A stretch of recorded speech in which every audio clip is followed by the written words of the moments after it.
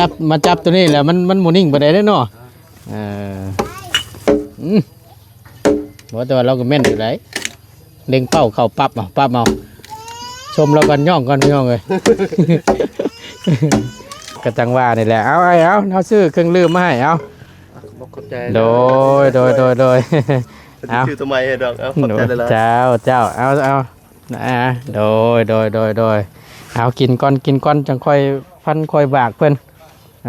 เพิ่มเข้าไปเพื่อมันนิ่งเนี่ยนะเนาะเวลาย่อเพื่อนยังควรบ่ควรเอามาพี่ก้อนมาอยู่นี่ก็ได้มาโลดมาเจ้าก็มาโลดโอเคมานั่งลมกันก่อนถามก้อนบานนี่อันวานกังวลในเรื่องตัวชิยุกย่อเฮือนออกนี่บ่ถ้าสมมติว่าสิพุกอยู่หม่องเก่านะเดี๋ยววันแนวใด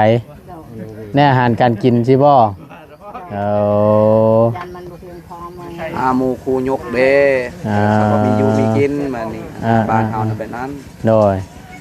มันก็แน่นอนแหละเนาะคือว่าแหละตัวนี้แม่นหนักบ่ลองเบิ่ง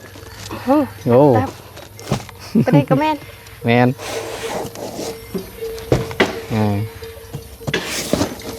ตัวนี้ธรรมดาฮะตัวนี้ธรรมดาบ่ตัวน่ะตะปูยังน่ะ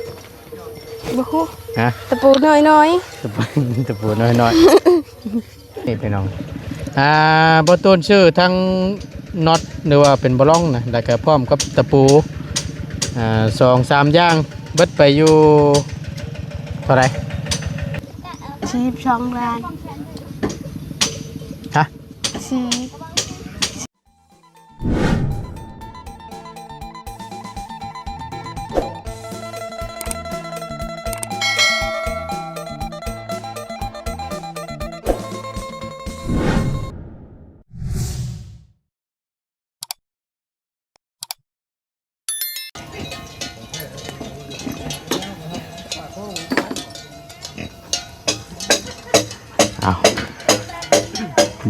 บากอย่างเป็นทีเรียบร้อยบาทนี้มาเมื่อนี้พี่น้องก็ถือว่าได้ลงมือเฮ็ดมือทำนี่ก็เป็นอีกมือที่3น้อยเนาะถือว่าได้พาอย่างเพิ่นแล้วถือว่าไวอยู่พี่น้องน้ำตัวนี้น้ำแน่เนาะพบเจอกันเมื่อนี้พี่น้องค่อยคำลงแรงเด้อพร้อมกับบรรยากาศแดดจ้าแท้ๆช่วงแรงๆนี่ก็ปาดโตสบายดีล่ะสบายดีเด้อพี่น้องเอ้ยน้องก่อนเด้อฮ้อนแท้ๆกราบสบายดีและสวัสดีเด้อพี่น้องสบายดีเบิดชูขู่ชูคนพบเจอกันในคลิปนี้เนาะเข้ามาหาทางน้องเพิ่นมาทำกัน4คนมื้อนี้พี่น้องทั้งเบาตูนและเบาลี่แล้วก็เบาญาวลุงเคิมนำเนาะ4คนมื้อนี้เข้ามาหากระหอดนี่แหละพี่น้องคลิปนี้อาจจะลงซ่าในนึงเด้อพี่น้องเด้อขอโทษขอไฟน้ำหลายๆพี่น้องเนาะขอโทษขอไฟน้ำหลายๆเดี๋ยวทั้งประตูนก็จะได้ซื้อเครื่องซื้อของหรือว่าพวกตะปูบดงบล่องเนาะจัดเตรียมมาไว้ให้ในสุดนี้ทางประตูนก็ได้ร่วมกันแล้วกับทางบอดี้ทางบอดี้ก็จะเป็นไม้ว่าสั้นซะทางประตูนก็ได้เอาตัวน็อตหรือว่าตัวตะปูนี่เนาะมาไว้ให้กาเกียมไว้ให้เพิ่นให้มันครบหน้าพี่น้องเพื่อเป็นการบ่เสียเวลาว่าซั่นซะเครื่องของเฮาพร้อมนู่นนี่นั่นเฮาพร้อมแล้วไงเพิ่นจัดการเลยมันจังไว้เนาะเดี๋ยวทั้งประตูนสิหาเครื่องดื่มมาตอนมาฝากเพิ่นก่อนเนาะแป๊บนึงพี่น้องเอ้ย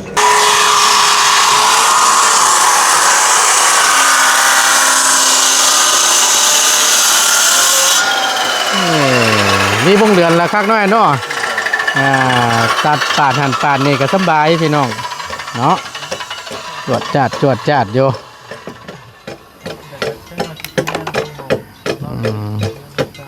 ทั้งชอกับทั้งนั่นกับชอว่าสายชอว่าทั้งน่ะสายชอว่าเอาสบายดีได้เด้อสบายดีเพื่อนทุกคนสบายดีพอน้ำเด้อเจ้าโต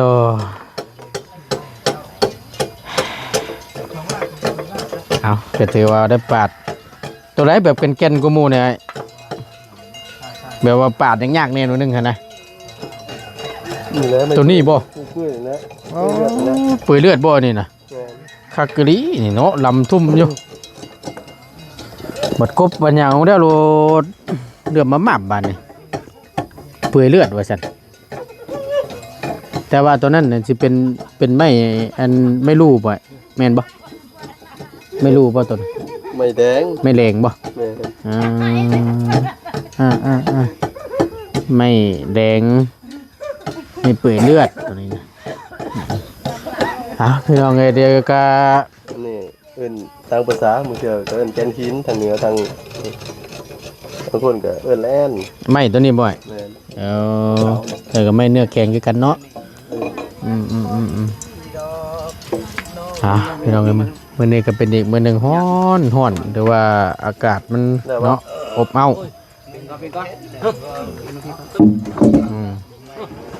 ไม่เช่นเข้ามาเลยก็ไม่แป้ตัวนั้นแล้วแม่นแก่ไปพุ่นเนาะ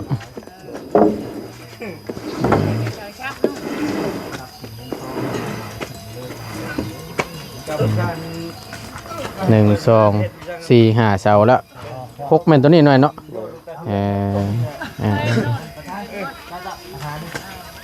เห็นหมดเลยไปบ่สิไปออกไปนำไปที่กระเต้ไปทับเลยน้องเคยคุณนะคุณนะไอ้น้องเคยไปนะเคยหัวออกอ๋อเวไปมุมนั้นบ่มุมไปใกล้เสาอ่ะเนาะเฮ็ดเบิ่งเด้อ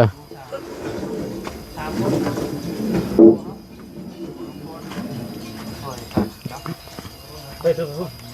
ต่อจะเอาแล้วน้ำจังแล้วไว้รวมเป็นยันไปเดียวก็พอน้องปูหน้านะมันเสาใหญ่สี่ปาดมันก็คักหน่อยเนาะแล้วก็ยังหนงยังนาโยเนาะหนามันนี่ก็ได้ต่อเดี๋ยวตั้งบ่ต้นสิหาเครื่องดื่มมาช่วยให้เพิ่นกินก่อนเอาอยู่ว่าช่วงแรงๆนี่คือเก่าเนาะโดยโอ้ยมื้อนี้ก็ถือว่าได้บากแล้วเนาะแต่ว่าไม่ตอกกอกตานี่ก็ผู้ดีทางบอดี้ช่างโต5x12นี่เอามาครบแล้วพี่น้องหากเอามาบางนึงนี่แหละเนาะนะฮะอ้ายเพิ่นกบให้มันแล้วเรียบร้อยแล้วก็แม่นเพิ่นจะได้คึงเดี๋ยวว่าตอกกาเกียมไว้ในส่วนนั้นว่าซั่นซะแล้วเพิ่นก็สิคอยกบไปเรื่อยๆส่วนไม่18ไม่ไม่แป้นเนาะเดี๋ยวต้องมาตรวจเอาเครื่องดื่มให้เพิ่นก่อนพี่น้อง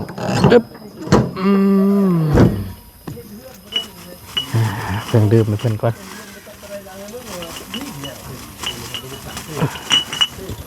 นี่แหละปรับของตอนเครื่องดื่มสู่กำลัง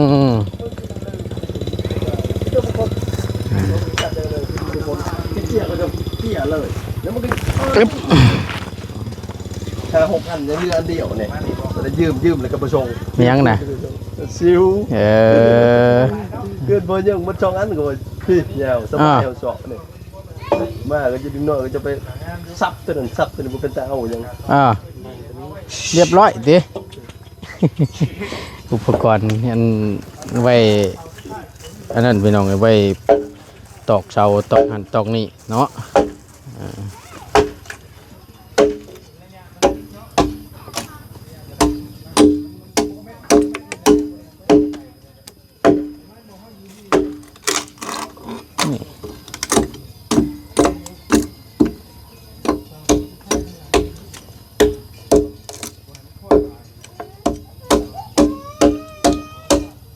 จับดุเลยมือละสั้นจับดุมือสั้นมันเมื่อยบ่มาจับตัวนี้แหละมันหมุนนิ่งไปได้เนาะ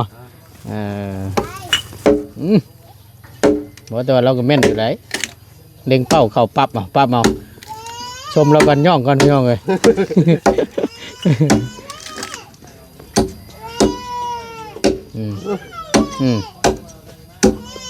เริ่มเจิดไปเลยบาดนี้ชมเลยบ่ได้เนาะ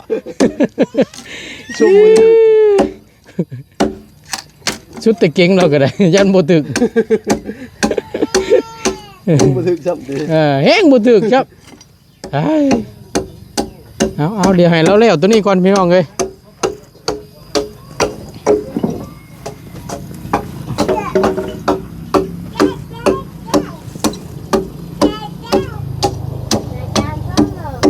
แม่กันสั่นบ่โดนก็ตายซ้ำพี่น้องเอ้ยโอ้ยใส่ยังบ่พอเท่าใด ไม่บ่ ไม่กันสั้นเนาะไอ้ก็ได้ใช้ไม้โชว์พี่ไปก่อน ตัวนั้นมันกันสั้นเด้แบบว่าเฮาย่างแห้งหรือว่านู่นนี่นั่นก็ภาพกับบ่ได้หูได้ตาหั่นนะภาพมันนิ่งว่าซั่นซะแต่อันนี้มันก็สิบ่ค่อยนิ่งพอปานใดเอาใส่ไปก่อนพี่น้องหาเงินหาค่ำได้แล้วก็จังค่อยซื้อเอาเพราะว่ามันก็แพงเติบอยู่ก่อมันนี่ถ้าว่าฮะโดยอันโตคือเฮาใช้ตัวก้อนนั่นก็5,000ปลาย แพงอยู่อีกตัวหนึ่งเนี่ยก็ประมาณ 3,000 กว่าบาทประมาณนั้น ใจดีจนได้เพิ่นช่วยอยู่ดอก โอ้ยเนาะกระจังว่านี่แหละเอาเอาซื้อเครื่องลืมมาให้เอาโดยชื่อตัวใหม่ดอกเอาขอบใจหลายๆ เจ้าเอาโดยเอากินก่อนจังค่อยฟันค่อยบากเพิ่นเพิ่มเข้าไปเพื่อมันนิ่งเนี่ยนะเนาะเวลาย่อเพื่อนนักขวนบ่ คนเบียด คนเวียด คนพาเลยขาดเงินอยู่ไหน อันนี้ก็ถือว่าอุปกรณ์เพิ่นได้พี่น้องถือว่าในการเฮ็ดไม้เฮ็ดตอกนี่กันสิแล้วบัดเวลาวางอย่างเพิ่นเนาะเป็นเด็กคิวว่าซั่นซะนี่เบิ่งก่อนจังว่าสิซั่นไปกว่าเก่าบ่จักบาดนี้ได้เพิ่มเลย ลิกี้เลย ว่ามึงหนึ่งนี่ยันว่ามันตกเลยยันว่าปริมาณมันตกเพิ่มมาอีกจะดอกว่า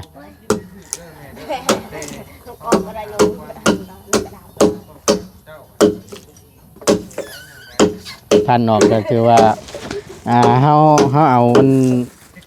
ตัวนี้เนาะในส่วนตัวนี้แหละไว้ตกแต่งนิดๆหน่อยๆเนาะแบบว่าเขาตอกโบราณนะพี่น้องคักกะลิโมเมนต์อันหันนั้นรถไทยพะเนียงไทยนั่นเหรอวะนี่แม่นบ่คักแน่ดินี่เอาสิเลย มันหลายปีหลายเดือนน่ะเด้มันเทียนเขาก็เลยจอดใส่ บ่ได้ไทยให้ไทยหน้าก็มาจอดตัวนี้ก็เป็นประโยชน์ด้วยกันเนาะพี่น้องจำเด้อตัวไทยหน้าน่ะตัวปั๊บพะเนียงไทยเพิ่นเนาะคักพี่น้องเอ้ยเอาดีมื้อนี้ก็เนาะงอนแท้ฮ้อนว่าโอ้ยประโยชน์หลายอย่าง คักอยู่ใช่มันเหียนเข้าก็มาตอกตัวนี้เนาะมาต่อใช้กับตัวนี้ง่ายบาดนี่ มันยาว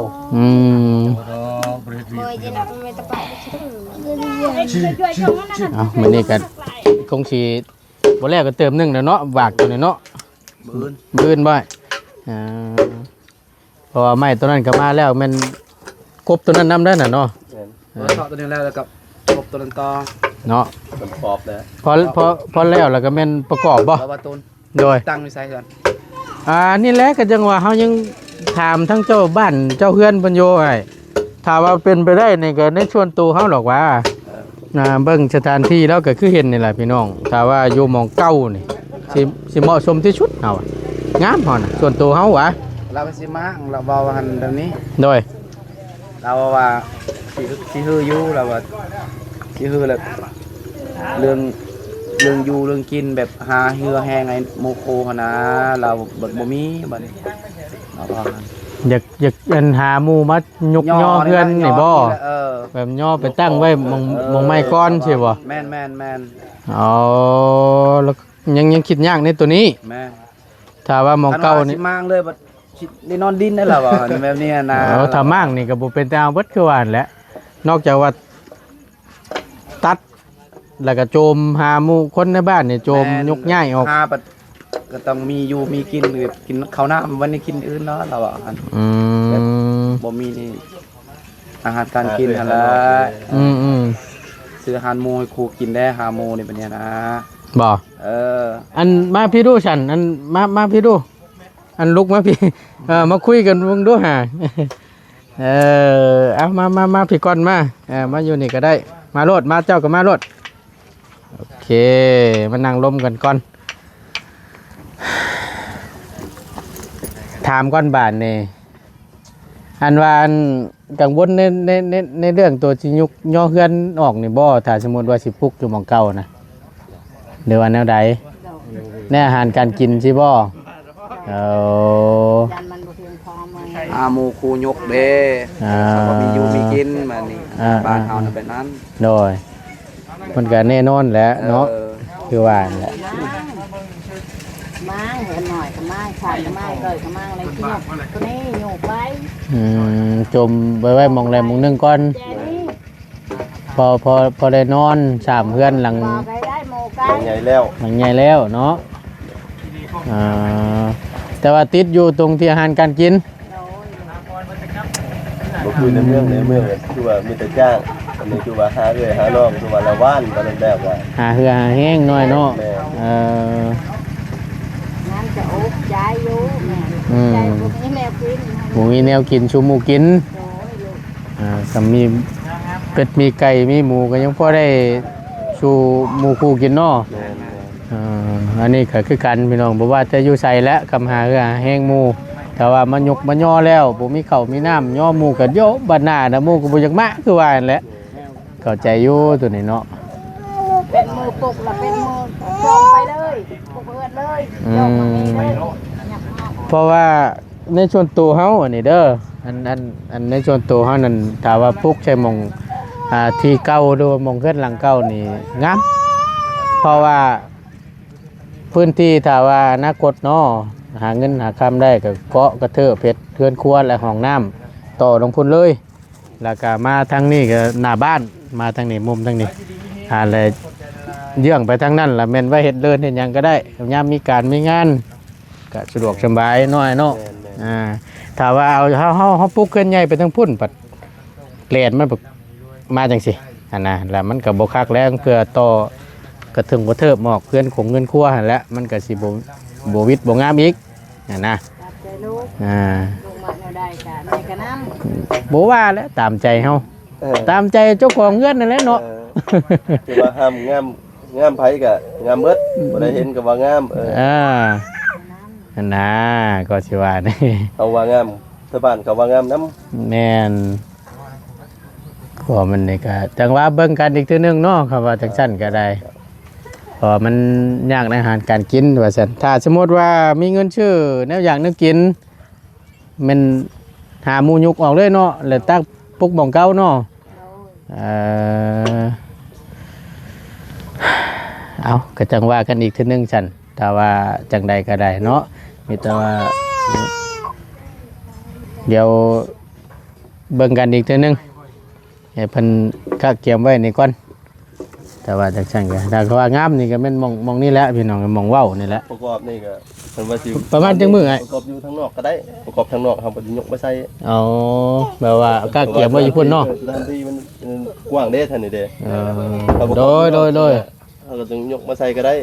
ให้ว่าตกแตกก่อนได้คันว่าจะค่อยประกอบทางนี้นำไปสิเป็นคนป้าคนมันก็อยู่บ่แฮงอีนักอีได้ประตูเด้อ โจมเนาะ คันว่าสิตั้งอยู่นี่ก็สิประกอบตรงนั้น มันสันซะว่า ใหม่นะ ก็ว่าสิ คันว่าสิตั้งคันยาเลย ประกอบอยู่พี่ก็ เฮาจะค่อยประกอบจะพูดใหม่ ใส่สีเสาให้ คันว่า มันเก่า คัน เม็ ว่า ด ตกลงกันจุดนี้แล้วก็จะค่อยเฮ็ดอยู่ในนั้นแล้วประกอบอยู่นั้นแล้วก็มันแล้วมือ มันฮอดมือฮอด ชนิดเลยนะ มันก็บ่ไกลปานใดเนาะ มือย่อก็ให้เจ้ามานำมาแล้วมาเบิ่งนำกันนั่นแหละ โดยผู้แล้วกับมือหาวันหามือได้ก็สินอนอยู่พลานนี่แหละมันใกล้แน่ ตื่นมาก็บ่ได้แต่เช้าเด้นะฮอดมือมันก่อนเนาะพี่กึลูกมานี่เว้ยกึนี่เนาะ เอาสบายดีแล้วล่ะเด้อสบายดี ทำได้ไหม ยังชี้จุดบ่ได้อยู่บ่หรือแนวใด ปลูกหันก็ได้ ฮะ แต่ว่าต้องมางเนาะเขินมันอยู่หันก็ได้เหรอแต่ว่าต้องมางเนาะ มั่งตัวใดน่ะ มางเอา มั่งชาติมันน่ะ โดยว่าตัวนี้ก็ต้องตัดออกไปพุ่นเพราะว่าแบบถ้าคนมาทางพุ่นทางแน่นมันก็อยากเบิ่งเหือนงานคือการมันว่า ถ้า ปลูกเงินก็ได้เนาะ โดย บ่เป็นหยังแม่นบ่ โดย แต่ว่าหลังจากปลูกปั๊บแล้วก็ต้องตัดตัวนี้ออก ตัดเลยก็ได้ ถ้าในเมื่อจังซั่นแล้วก็เยอะปลูกหม่องเก่าบ่ดีบ่เฮงกว้างเฮงงามกว่าแหล้วเนาะเอาบาทเดียวโลด มันจะมีสถานที่กว้าง โอ้ยงามก็งามแหล้วว่าถึงตึงอยู่ มีสถานที่ทางคุณก็มีสถานที่ แม่ แต่ว่าบ่แม่นของเขาก็มันก็คือเด้มันกว้างขวางเด้ โดย คือ เพราะว่า ว่าเพื่อนอยู่จุดกลาง เพราะว่าแลนนี่ก็แม่นเลาะกกหมักม่วงลงไปนี้เนาะ แม่ แม่นบ่ แม่ แล้วก็ขึ้นมานี่ก็แม่นเลาะขึ้นไปต้นลำไยนี้ตรงนี้เป็นหน้าบ้านผู้ดีก็ผู้ดีแล้วมันบิดชายพงชายไผ่น่ะถ้าว่าเฮาสิไปโต้งได้ก็ย่านนะบ่มื้อนึงนี่กันใหม่ล่าสุดนี่ก็เดือแต่เสากับปูนเป็นบล็อกก่อนต้องข้าไปเเลยใกล้ๆกันเอาได้ไปพาลัดวงจรนั่นก็ได้บ่ได้เรือช่างเราก็แต่กระบะกระเบาะเราเอาฉันบานนี้ลุกมาก่อนลุกมาพี่ ปล่อยแล้วให้จุนี่ อึ๊บ ปลาเด้อ เครื่องแล้วก่อนพี่น้องเลยห่อนแท้ ไปอย่าอะไรอยากกิน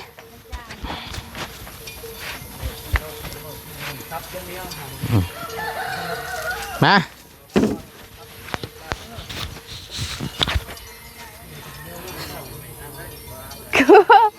เอายิ้มหยังฮะเอาแม่ยิ้มหยัง ซื้อ ฮะ ซื้อ ยิ้มชื่อ เลย ๆเอาแม่น่ะ ตัวนี้ แม่นโอ้ หนักบ่ ลองเบิ่ง โอ้ ตัวนี้ก็แม่น แม่น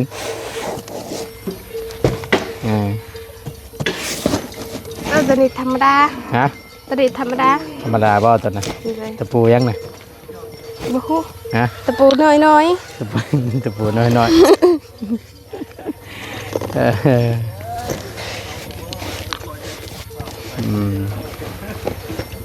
ไปโจมไปเธอละกล้องสองกล้องตัวใดก็ได้อ้าวนักบ่ ๆนัก เออ หักนิดนึง นักหน่อยหนึงเนาะ เลย ไปพูดละไปไหว้พูดละให้เพิ่นพูดละไว้รอดอันนี้ทั้งประตูนชื่อตามบินที่ให้เพิ่นจดให้พี่น้องก็เป็นน็อตเป็นปรองนำมารถล่ะ คือว่า เด็กนี่เนาะเฮ้ย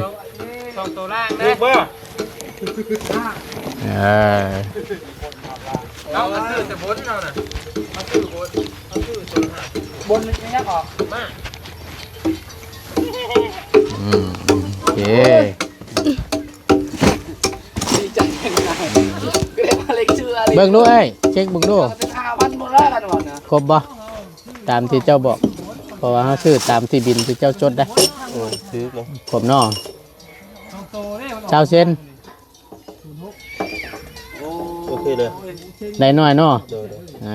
เพราะว่า ซื้อบนมามันซื้อล่างนะ โอเคโอเค เขเนาะประมาณเช้า4โตตัวนั้นน่ะ น่ะตะปูตัวนี้ฮะตัวนี้อ่ะ เดี๋ยวนี่ตะปูห้านี่ ไหนเด้ แปด ไหน ถึง10 ครบ ครบเนาะโอเคก็ถือว่าได้ส่วนนี้ไปแล้วพี่น้องจะไว้ตอกพวกไม้คือไม้คางไม้นู่นนี่นั่นเพิ่นนี่แหละมีแต่ว่าบ่ได้ โอ้โหตังค์ด้วยตัวนี้ ฮะ หนักอะไร นักกะลีพอละเอาขึ้นไปไหว้เทิงพุ่นละเด้ออันพ่อเวลาโจมขึ้นไปไหว้พุ่นเด้อเอาขึ้นไปไหว้รถไปมันจังบ่น่ะ ไอ้ ดี เดี๋ยว แล้ว ตัวนี้ จังไงช่างเพิ่น เห็นดอก ให้เช็คเบิ่งมันครบแล้วก็เอาขึ้นไปไหว้ซะแนวมันแล้วเฮ้ย เต้ เนาะ เลย ก็มันก็นักแน่แหละ เนี่ยเพียงเล็กเนาะ แม่นธรรมดาแหละโอเคขึ้นไปไหว้ร จับ ถ ไม่เอาแล้ว นับต้องการแล้วก็เอาลงมา ปะเลยอยากกินปนมรวมเลย แป๊บหนึงพี่น้องเอ้ยบ่ตูนไปเอาบินก่อนเนาะอึ๊บพี่น้องเดี๋ยวทางบ่ตูนตั้งกล้องไว้ก่อนสักหน่อยหนึงเนาะก็ถือว่าได้ซื้อมาครบเป็นที่เรียบร้อยเนาะ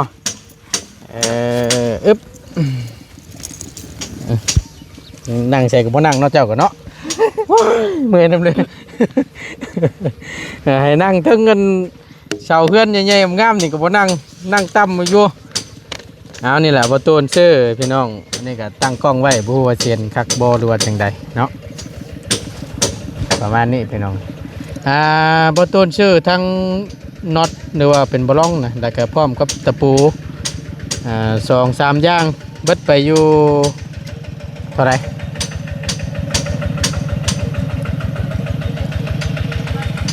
เอาจับเบิ่งเท่าไหร่ให้น้องเพิ่นเบิ่งก่อนพี่น้องสิพอฮู้อยู่บ่ถ้าว่าจักในราคาตัวนี้นี่ปู้ถือว่าเก่งแล้วเอาอะไรเบิ่งก่อน เดี๋ยวจะอุ้ยดึกมันมีเลข5เลข1เลข4นี่ยอดรวม เดี๋ยวดู ไอ้จ่ายเบิดมื้อนี่อยู่ในนี้เบิดจักล้านจักแสนมันเพิ่นจดอยู่นี้ 12 ล้าน ฮะ 42 42 โดย 42หยัง 12 ล้านติ ว้า เลขบ่ถามพื้นนะถามตัวเจ้าเองนี่ใช่ความสามารถนี่เอาให้เบิ่งก่อน ห่อนในนึงพี่น้องเอา TikTok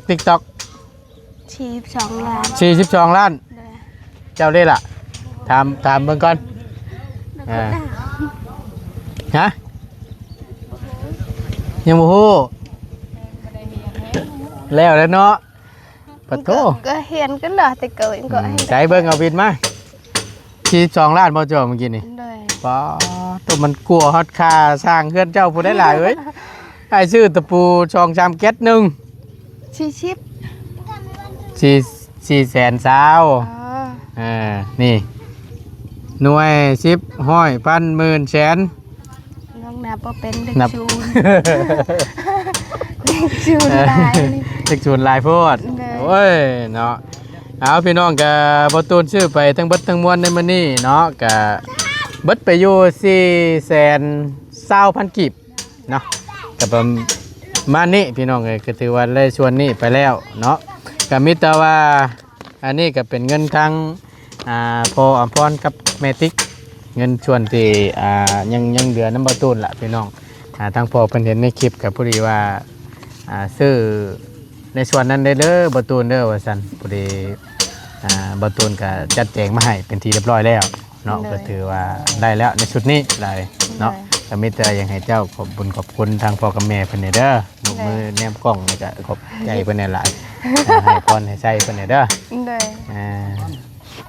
ตั้งขอบมุกขอบใจและขอบคุณหลายๆเด้อทั้งพ่อพ่อและแม่ติ๊กที่ช่วยลูกช่วยหลานขอให้ทั้งพ่อและแม่สุขภาพแข็งแรงเด้อความเจ็บอย่าได้ของใครอย่ามีปรารถนาสิ่งใดขอได้สิ่งนั้นที่สำคัญขอให้อยู่วันคอนยืนนอนหลับขอให้ได้เงินหมื่นตื่นมาให้ได้เงินแสนเงินเพื่อมือให้ได้แกงมีสุขโทษจะมาผ่านม่านจะมาเบียดเด้อตกไตเขาพบว่าเกลือตกเนื้อพบว่าเงินว่าขามให้ขึ้นยงๆไปให้ลงจากเถื่อเด้อสา ธุ ไหลลิตรแท้นี่คักกะดีนี่ได้การเอาตั้งใจหลายเลยบ่หัวแล้วเหรอเนาะ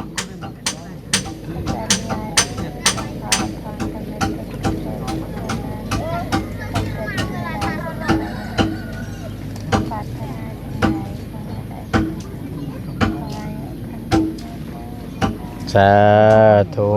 ดีใจน้ำลายๆเด้อได้แล้วในส่วนนั้นพี่น้องเนาะเอาทางบตูนก็จะได้ขอจบคลิปและล่ำลาลงไว้เพียงสำนี้ก่อนเนาะเพื่อเป็นการบ่เสียเวลาพี่น้องเดี๋ยวมันสิยืดสิยาวเนาะก็ขอบบุญขอบคุณเช่นเดียวกันทางบตูนก็ในนามสะพานบุญเนาะก็ขายบ่ได้ก็คือคำอวยพรอวยชัยที่ทรงถึงหาพ่อกับแม่เนาะให้ทางบตูนเป็นสะพานบุญให้โดยตลอดมาก็ขอให้พ่อกับแม่จงอยู่ดีมีแรงเด้อขอให้ลำได้ด้วยปรารถนาสิ่งใดขอให้สมคำมุ่งมั่นลังปรารถนาเนาะเพราะว่าเสียธุรกิจการงานใดๆก็ขอให้ประสบผลสำเร็จในหน้าที่การงานนั้นๆตลอดปีและตลอดไปเด้อพ่อกับแม่เด้อขึ้นเหนือลงใต้ก็ขอให้เดินทางตลอดปลอดภัย ขอให้อายุมันกว่ายืนเด้อสาธุเด้อเนาะเอาขายบ่ได้ก็คือทางพ่อแม่พี่น้อง FC บัดทุกท่านที่เข้ามาเป็นกำลังแห่งใจเนาะแล้วก็ขอบคุณหลายเบิ่งคลิปโดยบ่ข้ามโฆษณาทางบ่ต้นก็ได้สำหรับคลิปนี้เนาะทางบ่ต้นและน้องพรคำสาพรก็จบลงเพียงเท่านี้ก่อนเจอกันคลิปหน้าเด้อพี่น้องเด้อสบายดีเด้อบ๊ายบายเด้อโอ้บ๊ายบายอันคักกะดีเบิ่งได้บ๊ายบายจนพรทับตีนเจ้าได้